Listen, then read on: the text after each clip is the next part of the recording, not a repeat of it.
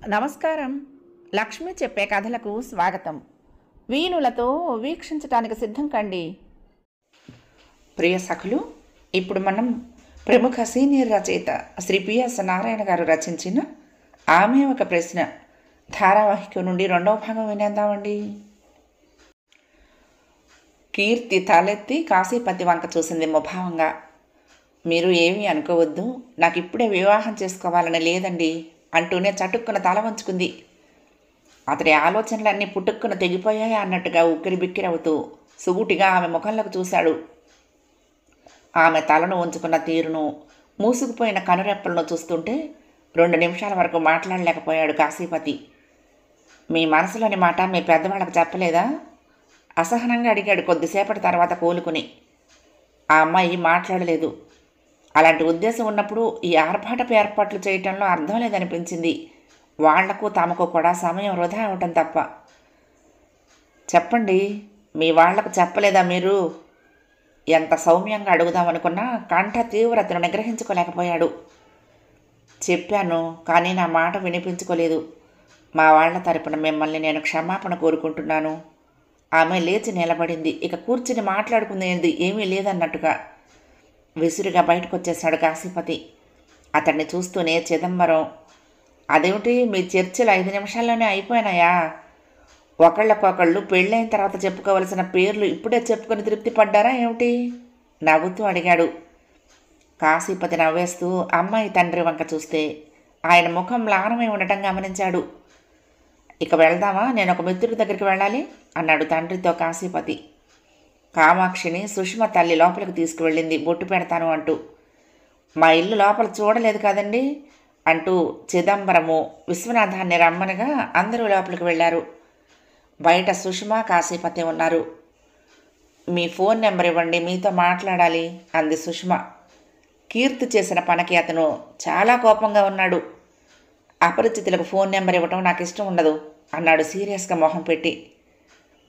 మొన్నటిదాకా నాకు తెలియదు కాబట్టి నిన్న అపరిచితులు, నిన్న పరిచయం అయింది కాబట్టి ఈరోజు పరిచితులే. ఆమె ముందుకు ఒక అడుగు వేసి నవ్వుతూ అంది. అలా నవ్వుతూ ఉంటే గులాబీ రంగు పంటి చిగుళ్ళు స్పష్టంగా కనిపిస్తూ మరింత మనోహరంగా కనపడింది. అతడి మనసులోని కోపాన్ని, చికాకును జావలా చార్చేస్తూ.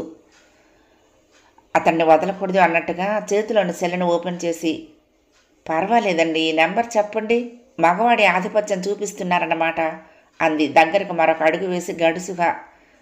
అతడితో ఎలాగైనా మాట్లాడాలన్న సరదా పుట్టుకొచ్చింది ఆ క్షణాన ఆమెలో. ఆమె తీయటి కంఠం అతడిని మంచులా కప్పేస్తోంది. తన నెంబర్ చెప్తూ, రేపు ఉదయం చేయండి, నేను ఇప్పుడు బయటకు వెళ్ళాలి అంటూ గేటు దగ్గరకు వచ్చేశాడు.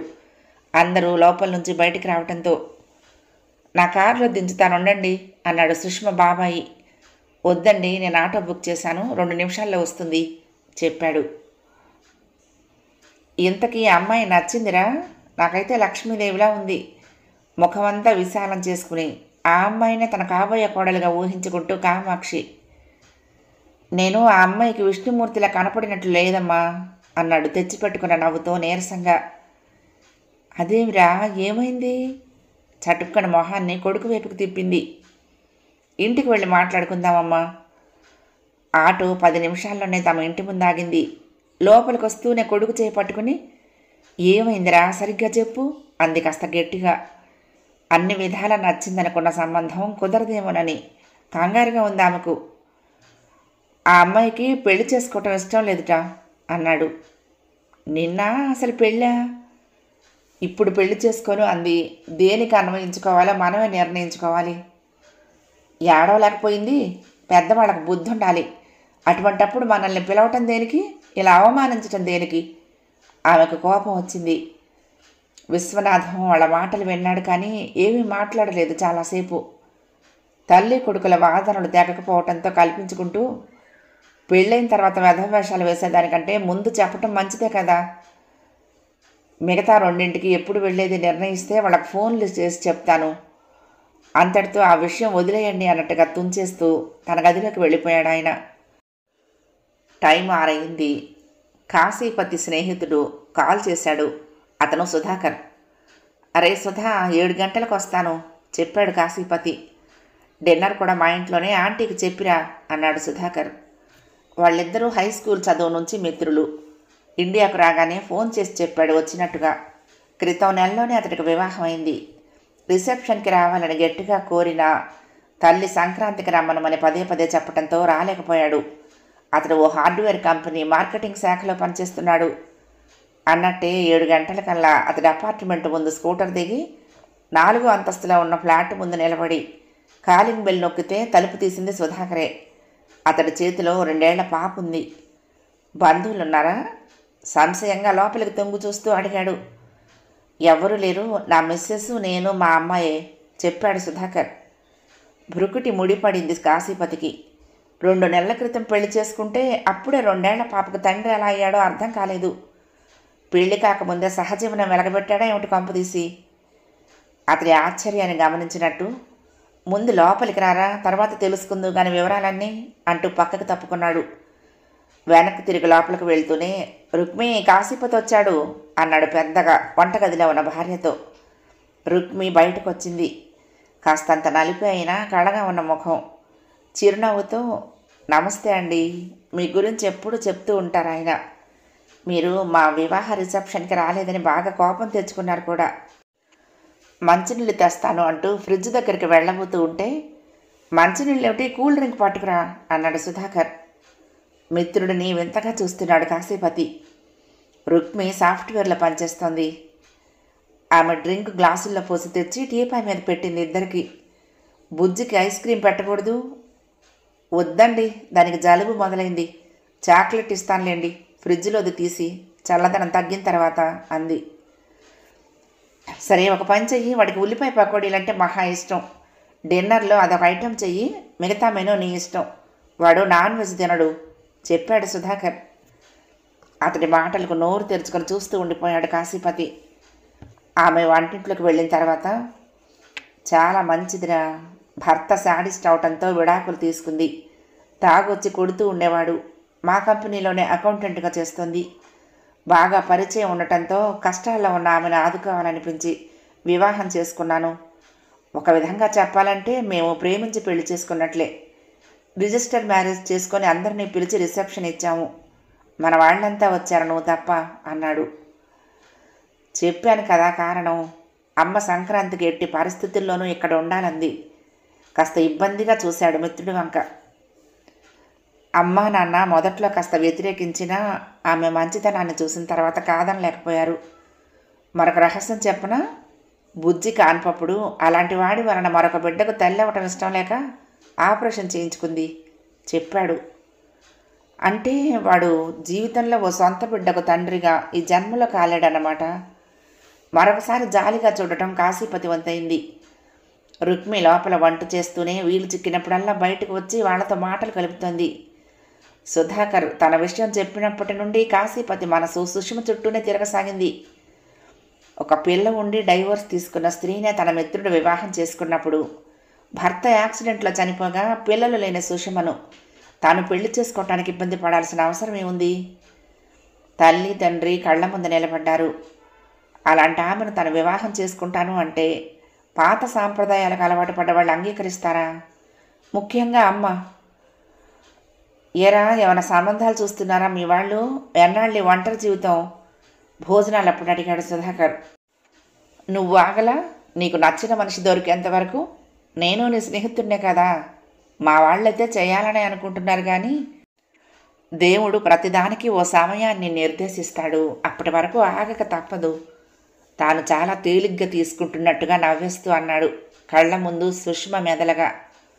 భోజనాలు అయిన తర్వాత అరగంటకు బయలుదేరుతూ తను అమెరికా నుంచి వివాహపు కానుకగా తెచ్చిన గోల్డ్ రింగును తీసి మిత్రుడికిచ్చాడు. పిల్ల సంగతి తెలీదు. తెలిస్తే ఇక్కడైనా ఏమైనా కొనుక్కొచ్చి ఉండేవాడు. ఇంటికొచ్చేటప్పటికి 10 అయింది. తల్లి హాల్లోనే తన కోసమే అన్నట్టుగా ఎదురుచూస్తూ కూర్చుని ఉంది. కీర్తి చేసిన పనిని మనసుకు ఎంత సర్ది చెప్పుకున్నా జీర్ణించుకోలేకపోతుంది. ఇప్పుడు ఆడపిల్లలు ఇలా తయారవుతున్నారేమిటి అనుకుంటూ కొడుకొచ్చి ఎదురుగా కూర్చున్నప్పుడు, నాకు ఆలోచన వచ్చిందిరా కాశీ. నీలాగానే ఆ దేశంలో ఉంటున్న అమ్మాయి బాగుంది కదా, వాళ్ళకి అంగీకారం అయితే జాతకాలు తీసుకుని చూపిద్దామా అంది ఆత్రంగా చూస్తూ. ఆమె కూడా సుషమ ఎంతగానో నచ్చింది. ఉలిక్కి పడ్డట్టుగా తల్లి వంక చూశాడు కాశీపతి. సోఫాలో నుంచి లేస్తూ, మీరు ఒప్పుకుంటే నాకేమీ అభ్యంతరం లేదమ్మా అన్నాడు ఆశగా చూస్తూ. అలా అయితే మేమే వెళ్ళి అడుగుతాం వాళ్ళను. అంత చక్కటి అమ్మాయి మనకు వేరే దొరుకుతుందనే నమ్మకం ఏముంది అంది ఆమె ఉత్సాహంగా. అయితే ఒక చిన్న ఇబ్బంది ఉందమ్మా. అందుకు మీరు ఇష్టపడతారో లేదో నాకు తెలియదు. ఆ అమ్మాయి భర్త పెళ్ళైన 6 నెలలకు యాక్సిడెంట్లో చనిపోయాడు అమెరికాలోనే. ఆ మాటలు వింటూనే కామాక్షి బిగుసుకుపోయింది. సుషుమ నిద్ర పట్టక లేచి వరండాలోకి వచ్చింది. పదే పదే కాశీపతి గుర్తుకొస్తున్నాడు. కీర్తిని చూడటానికి వచ్చినప్పటి నుండి ఎంతో పరిచయస్తుల్లా అనిపిస్తున్నాడు. ఎయిర్పోర్టులో మొదటిసారి కలిసినప్పుడు అపరిచితుడవ్వటంతో జాగ్రత్తగా ఉండాలని అనుకుంది. ఇప్పుడు ఇంటికి పెద్దవాళ్లతో కలిసి వచ్చినప్పటి నుండి అతడంటే ఆత్మీయ అభిప్రాయం ఏర్పడుతోంది.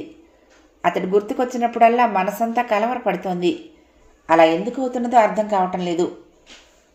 అతడి ఆలోచనలతోనే బయటకు వచ్చిన ఆమెకు చీకటిలో ఓ పక్కగా తల్లి పిన్ని కూర్చుని మాట్లాడుకుంటూ ఉండటం గమనించింది.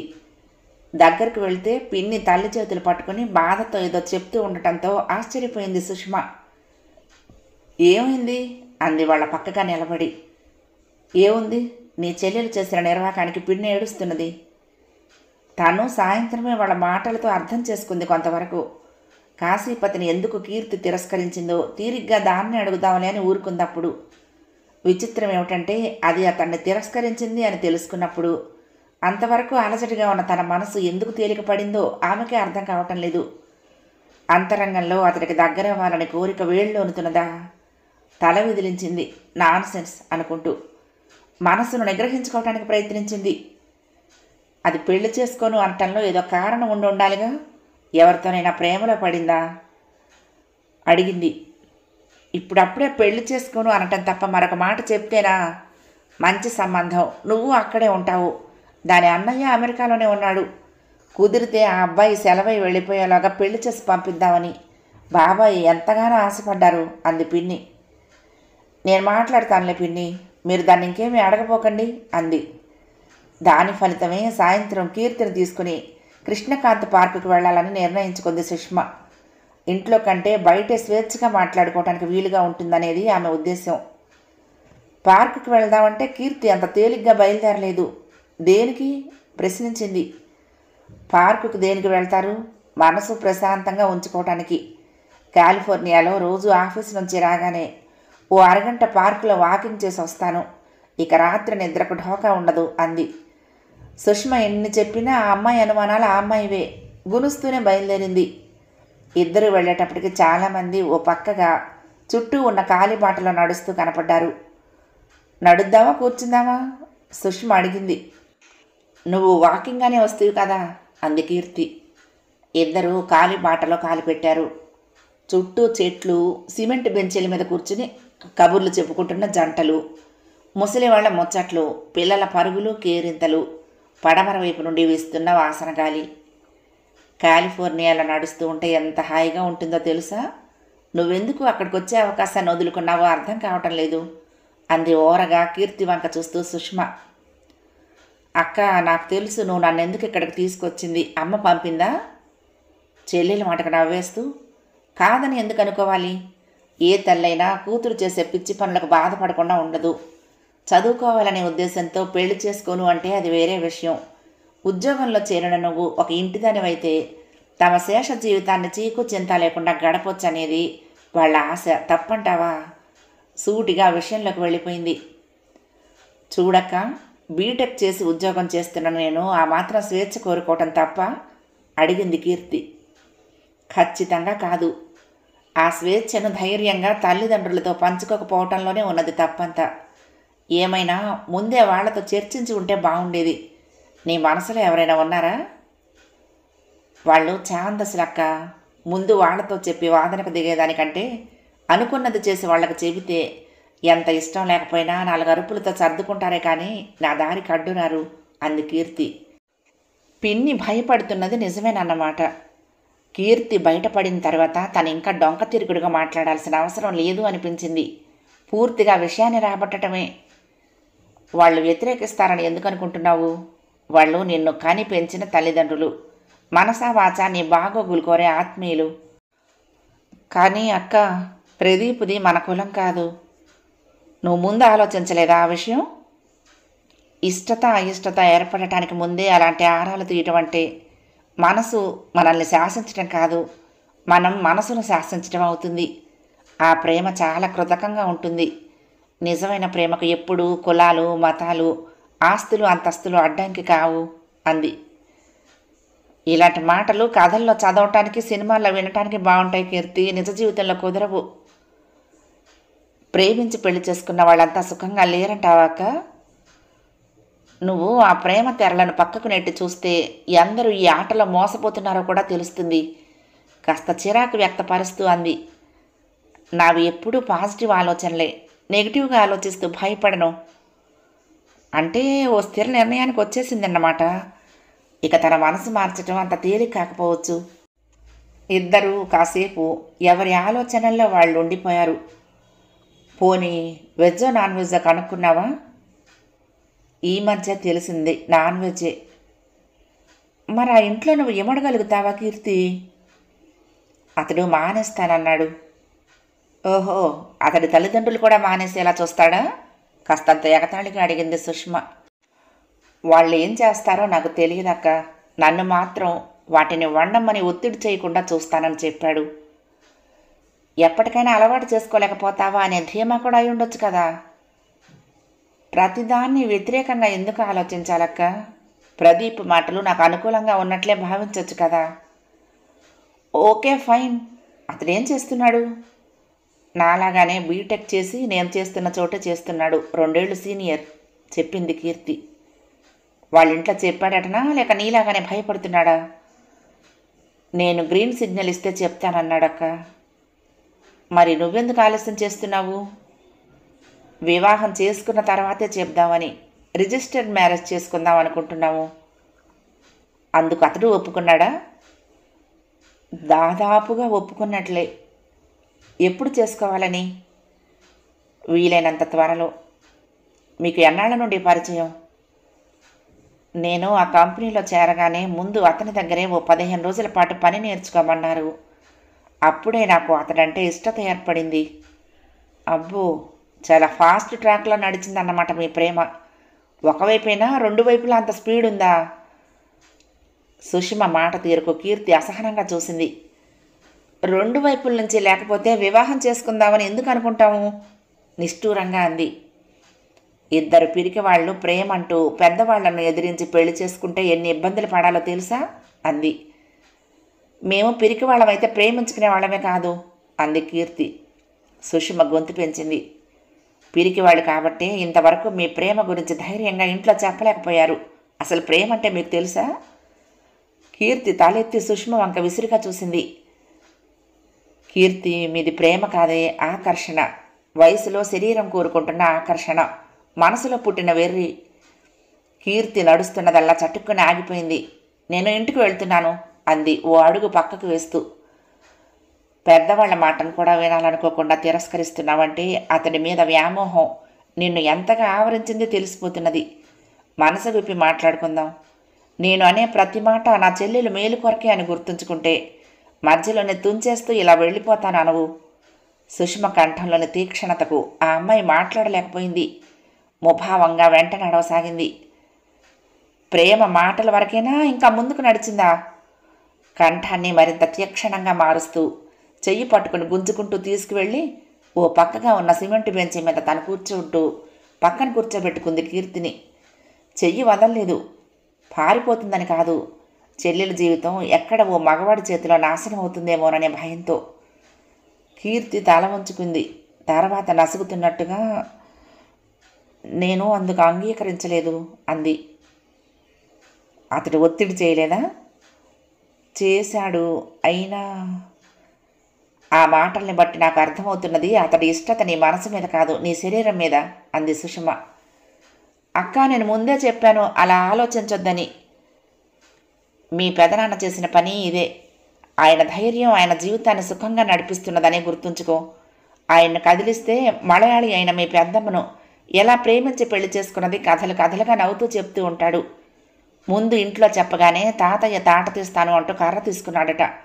అప్పుడు పెదనాన్న ధైర్యంగా ఆయన ముందుకు మరొక అడుగు వేసి, నాన్న, నువ్వు నన్ను ఇప్పుడు కొట్టాలనుకుంటున్నావా, చంపాలనుకుంటున్నావా అని అడిగాడట. కీర్తి ఆత్రంగా చూసింది సుష్మ వంక. అంత రౌద్రంగా ఊగిపోతున్న తాతయ్య నాన్న మాట వింటూనే బిత్తరపోయాడుట. చంపితే సమస్య లేదు, కొడితే ఆసుపత్రిలో చేరి కూలుకున్న తర్వాత మల్లికని వివాహం చేసుకుంటాను. నీకు ఇక కొడుకు లేడని నువ్వులు నీళ్లు వదిలినా నేనేమీ అనుకోను. నేనైతే గొంతుల ప్రాణం ఉన్నంత వరకు నాకు తండ్రి ఉన్నట్లే భావిస్తాను. ఇంటి నుంచి కట్టుబట్టలతో వెళ్ళిపోమన్నా వెళ్ళిపోతాను, కానీ మల్లికను మాత్రం దూరం చేసుకోలేను అంటూ వాళ్లకు అన్ని దారులు మూసేశాడట. ఓ సంవత్సరం పాటు వేరే కాపురం. తర్వాత 2 ఏళ్లకు మా అమ్మ తాతయ్యకు తన మంచితనంతో ఎంత ఆత్మీయ కోడలైందో పెదనాన్న చెప్తూ ఉంటే ఆయన సాధించిన విజయానికి ఆశ్చర్యపోతావు, పకపక నవ్వుతూ చెప్పింది సుష్మ. కీర్తి నోరు తెరుచుకుని చూస్తున్నది అక్కయ్యని. అందుకే నేను చెప్పేది ఏమిటంటే, ఆత్మహత్యకు కానీ, ఇంట్లో వాళ్ళని ఎదిరించి ప్రేమించిన వాడిని పెళ్లి చేసుకోవడానికి కానీ కోరికొకటే చాలదు, ధైర్యం కావాలి. నీ మనసు నీ గుప్పిట్లో ఉండాలి అంది. సుష్మ మాటల ప్రభావం కీర్తిని పూర్తిగా ఆవరించగా ఆలోచిస్తున్నట్లుగా తల ఉంచుకుంది. నేను చెప్పింది నీకు అర్థమై నిజమే అనుకుంటే ఆ కుర్రాడి వివరాలు నీకు తెలిసినవన్నీ నాకు చెప్పు. నా మార్గాల ద్వారా నేను అతడి గురించి తెలుసుకుని అతడి వలన నీ జీవితం సుఖపడుతుందని అనుకుంటే నా చేతులతో మీ ఇద్దరిని దంపతులుగా చేసే నేను అమెరికా వెళ్తాను. నువ్వు నరకంలో కాలు పెట్టబోతున్నావని తెలిసినా నా మాట వినకుండా ముందుకు వెళ్తానంటావా? అది నీ ఇష్టం. ఇందాక నువ్వు అన్నావే, ఆ మాత్రం స్వేచ్ఛ కూడా నాకు లేదా అని, అది నీకెప్పుడు ఉంటుంది, నేను కల్పించుకోను. వెళ్లేందుకు లేచి నిలబడింది సుష్మ. తన మాటలకు బెత్తరపోయి కన్నార్పకుండా తననే చూస్తున్న కీర్తి చేయి పట్టుకుని. సంక్రాంతి పండుగ నాడు మధ్యాహ్నం భోజనాలు అయిన తర్వాత కాశీపతికి కాల్ చేసింది సుష్మ. చెప్పండి అన్నాడు. ఆమెతో మాట్లాడటమే అతడికి ఆనందం. మొన్న అంత హడావుడిగా నెంబర్ అడిగితే నిన్ననే చేస్తారనుకున్నాను అన్నాడు. అయితే నా కాల్ కోసం ఎదురు చూస్తున్నారన్నమాట. గుడ్. సాయంత్రం మనం ఎక్కడైనా కలవగలమా అంది. ఏ విషయంలో? అతడికి అనుమానం వచ్చింది. అందరూ కలిసి కీర్తి మనసుకనే మార్చి తనతో పెళ్లికి సుముఖురాల్ని చేశారా అని. నేను 2 ఏళ్లయింది హైదరాబాద్ వదిలిపెట్టి. నా స్నేహితురాళ్ళు కూడా పెళ్ళిళ్ళు చేసుకుని వేరువేరు ప్రదేశాలకు వెళ్ళిపోయారు. ఇప్పుడు అమెరికాలో కాస్తంత దగ్గరగా ఉంటున్నది మీరే. పరిచయం పెంచుకోవటంలో తప్పు లేదు కదా. మాటల్ని తూచి అంది. వెల్కమ్. ఎక్కడ కలవమంటారు? ఉత్సాహంగా అడిగాడు. అంతకు మించిన మహాభాగ్యం తనకు మాత్రం ఇంకే ఉంది.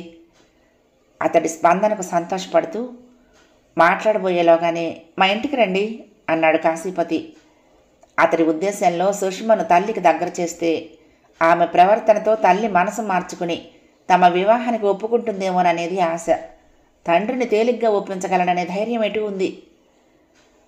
ఒక పని చేద్దాము, సాయంత్రం ఈఎస్ఐ పక్కన ఉన్న లక్ష్మీనారాయణ పార్కులో కలుద్దాము. ఓ అరగంట మీతో మాట్లాడాల్సిన పని ఉంది అంది. కీర్తి విషయంలోనేనా? అనుమానం వచ్చి కాస్త నీరసంగా అడిగాడు. కాదని ఎందుకు అనుకోవాలి?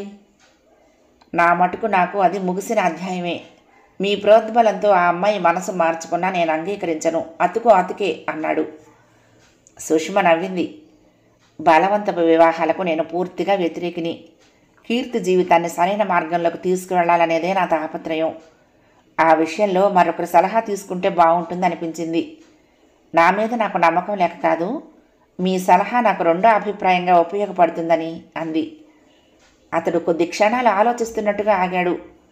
తన సలహా కావాలి అనుకుంటున్నదంటే తన మీద ఆమెకు గౌరవం ఉండటం మొదటిది అయితే, తనకు దగ్గరవటానికి ప్రయత్నిస్తున్నది అనేది రెండోది అవ్వచ్చు.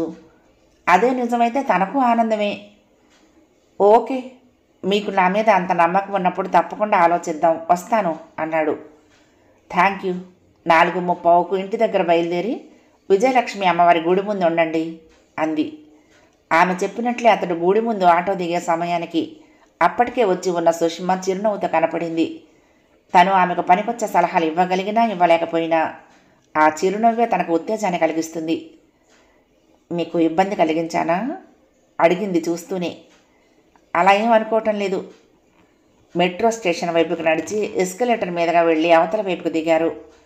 అంత అందమైన ఆమె పక్కన నడవటమే గర్వంగా ఉంది. ఆకర్షణే ప్రేమకు పునాది అనేందుకు ఇది ఒక నిదర్శనమే. ఆమె అద్భుత సౌందర్యాన్ని సొంతం చేసుకోగలిగితే అంతకు మించిన విజయం తనకు మరొకటి ఉండదు.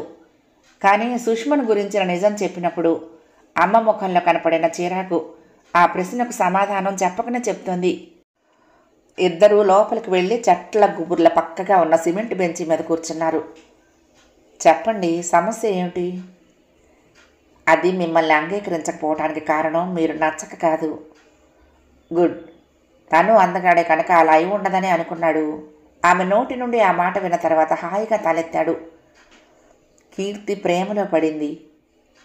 ఆహా, నేను అదే అనుకున్నాను. దానికి నిన్న క్లాస్ పీకి అతడి వివరాలు తెలుసుకున్నాను. మనం చేయవలసిందల్లా అతడి ప్రేమ నిజమైందా, అతడిని పెళ్లి చేసుకుంటే అది సుఖపడగలుగుతుందా అనేది తెలుసుకోవటమే అంది. సామాన్యంగా వాళ్ళ మనసు ఇప్పటికే ఒక స్థిర నిశ్చయానికి వచ్చి ఉంటుంది కనుక ఇంకొకళ్ళు చెప్పింది ఎంత మంచి సలహా అయినా వింటారనే నమ్మకం నాకు లేదు అన్నాడు. వయసు బిగించే ఉచ్చు అది. ఆడపిల్లే కాదు, మగపిల్లవాడైనా సరే ప్రేమ అనే మత్తును ఎవరి మీదైనా చల్లొచ్చు. ఆ మత్తు నుంచి వాళ్ళను బయటకు లాగటం బహు కష్టమని నాకు తెలుసు. ఆమె చిన్నగా తల ఉంచుకొని చెప్తున్నది. యువతి యువకుల్లో ప్రేమ చేసే ఘోరాలేమిటో రోజు పేపర్లలో చూస్తూనే ఉన్నాము. నిట్టూర్పులు విడుస్తూనే ఉన్నాము. విజయవంతం అయ్యేవి లేవని కాదు, కానీ ఆ శాతం తక్కువ. కాశీపతి ఆమెనే చూస్తూ ఆమె మాటలు వింటున్నాడు.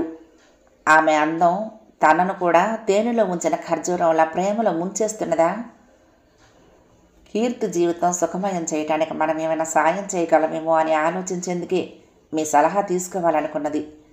అది ప్రేమించినవాడు దానిని మరే దురుద్దేశాలు లేకుండా ప్రేమిస్తూ ఉంటే, పెళ్లి చేసుకుంటే, అందమైన భవిష్యత్తును ఏర్పరచుకుంటే దాని భవిష్యత్తుకు ఢోకా ఉండదు. కానీ అతడు ఒక చీట్ అయితేనే అక్కగా తనను రక్షించుకోవలసిన బాధ్యత నా మీద ఉంది అంది.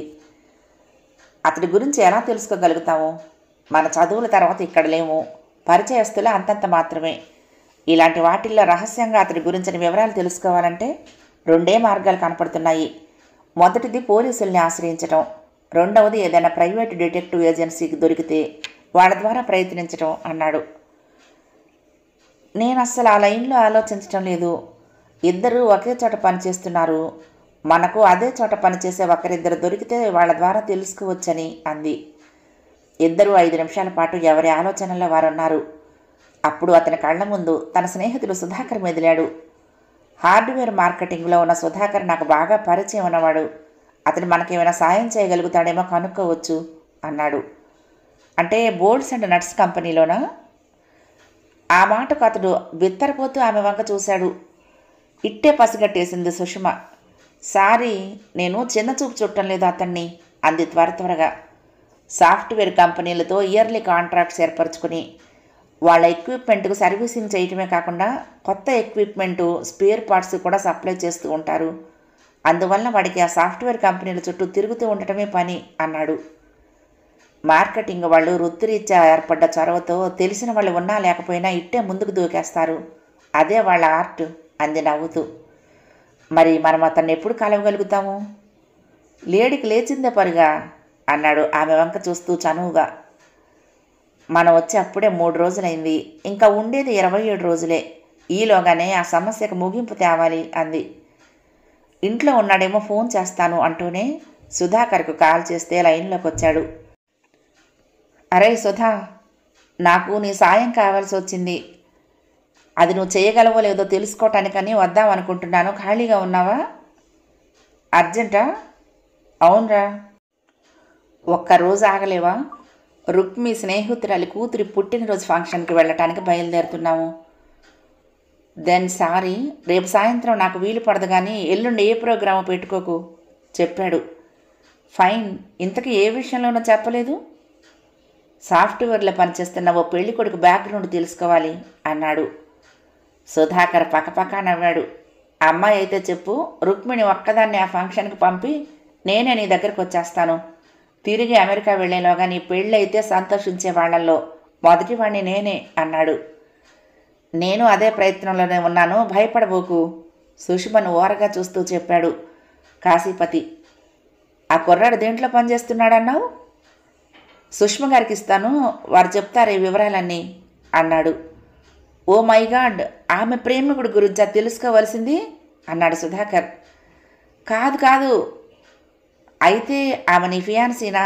చెప్పవేం మరి? రేపు మరొకసారి మా ఇంటికి డిన్నర్కి రా. ఒక్కడివే కాదు, ఇద్దరు. ఒక పని చెయ్యి, రేపు ఉదయాన ఆమెను నాతో మాట్లాడించు.